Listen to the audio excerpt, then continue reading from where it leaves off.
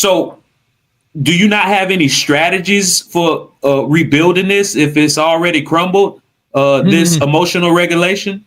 Yeah, I do. And, something that we teach inside the Engaged Father Project, PNC, hashtag not an ad, not sponsored by the bank, but PNC, just a quick acronym, P for pause, N for name it, and C for choose. So it's real simple, and it's just a way that when we're feeling like really emotionally charged and like we're about ready to have that reaction, right? Like we can feel it coming. When we can increase our awareness about like how we operate, and we can kind of look in the past to see like how we've handled certain situations, we have to get honest with ourselves, right? We have to be willing to take that kind of first step out of our little bubble to be like, okay, I'm going to observe how I handle certain things. And once you start to do that, it's just like putting a crack in the door, right? Imagine like a dark room, and that door cracks a little bit, and there's a light on out in the hallway, and it just starts to let like a little bit of light in. That first bit of awareness is that crack in the door that starts to illuminate that room. And so when we can catch ourselves like, I'm about to do that thing again where I fly off the handle, or I tell people why I don't deserve to be treated that way because I try so hard and you have no idea what I've sacrificed, and like all that stuff. Pause, pause, stop, and just like take one intentional breath, like whatever works for you. There's a whole bunch of different simple and very effective ways that we can use breathing to kind of calm down our nervous system. But like 4 seconds in through the nose and 6 seconds out. Just give yourself 10 seconds to just pause. And that will immediately start to sort of let things calm.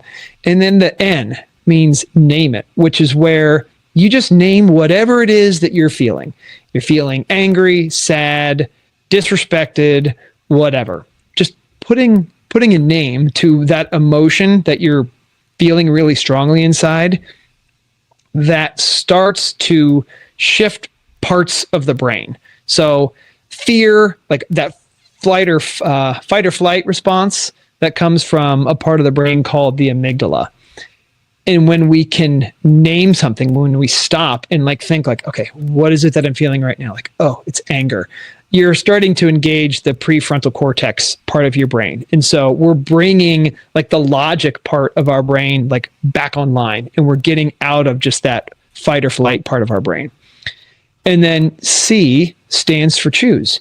And that's just choosing your response. So like it's react on one side of the coin, and then it's responding on the other side of the coin. And for me, responding brings intention. And an intention of like, how do we want to handle tough situations? How do we want to model handling stressful events for our kids, because they're watching and they're learning. And like, yes, you might have a conversation later on down the road and you're giving them advice on how to handle stress, but they're going to learn way more by watching how you handle stress. And so when it comes to that C and making a choice, it's like, you know what? How do I want to respond right now in a way that is showing my kids a healthy way on how to handle stress or tension or conflict, whatever you may have. So PNC, pause, name, and choose. Man, I'm just going to see the PNC Bank logo whenever I find myself in that situation, right? If you're a visual learner, and just know that when you bank with PNC, you always get a good return. So your program says, all right, you can help people with transformations like this, specifically fathers, without sacrificing their career success. How? Well, it would be to use whatever time that you have with your kids to use it wisely and to be very intentional with it, is like really the oversimplified answer with it. So if you're a working dad and you really feel like you're working a lot of hours, like I would say it's worth taking the time to think about like, okay, I'm trying to provide. Am I over providing? Am I trying to like earn 7 figures so we can like travel the globe and like take European vacations, multiple times a summer? Like I would say ask yourself, like, is it worth the trade? Is my overextending myself at work worth whatever the return on that is going to be? And that's a hard question to ponder, but that's a great place to start.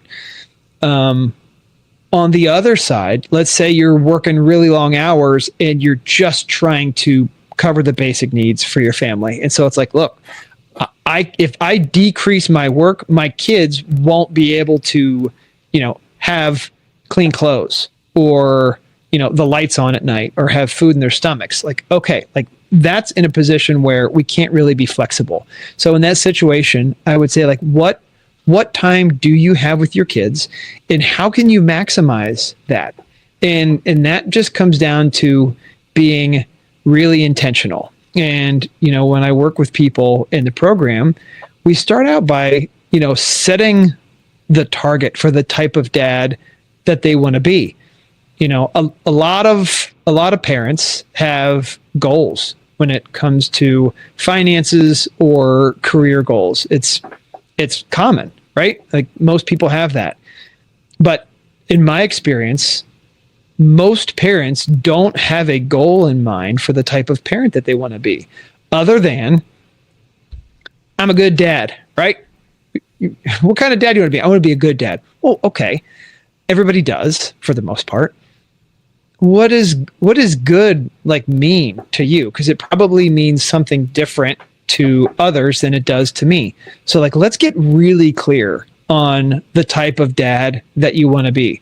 And there's a handful of ways that we can arrive at that. But one thing that's really kind of simple and easy is think about your kids and they're 18 or 19 and they're going to move out of the house and they're going to go to college. How would you hope that your kids would describe you as a dad to their new college roommate? And answer that question.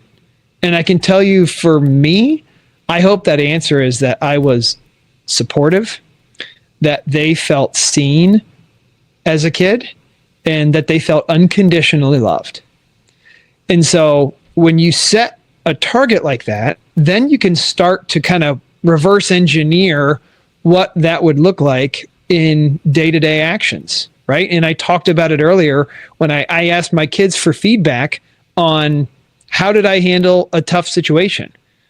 I do that because I want them to feel seen as a member of this family, right? I don't expect them to just be a little soldier that just does whatever I tell them to do. If I'm doing something and they think that I could be doing it a better way, I want them to be able to communicate that to me. It doesn't mean I'm going to do it. Like I'm not talking about being spineless and letting our kids like steer the ship and they get to make all the choices. But I do hope that they feel comfortable enough and confident enough to be able to provide me with feedback on how they would like to see me handle the situation. So that's just like one example of how coming up with a goal allows us to be able to determine what we can do on a day-to-day basis in support of that goal, which is way easier to take those small bites than it is to be a good dad. And I'm putting air quotes around good dad, because who decides what a good dad is? Are you looking around, are you keeping up with the Joneses and you're just trying to, be on par with what you see other dads doing around you? I don't want to base how I show up as a parent. I don't want to base that on what I'm seeing other people do, because that's their choice. I want my choice to be my choice.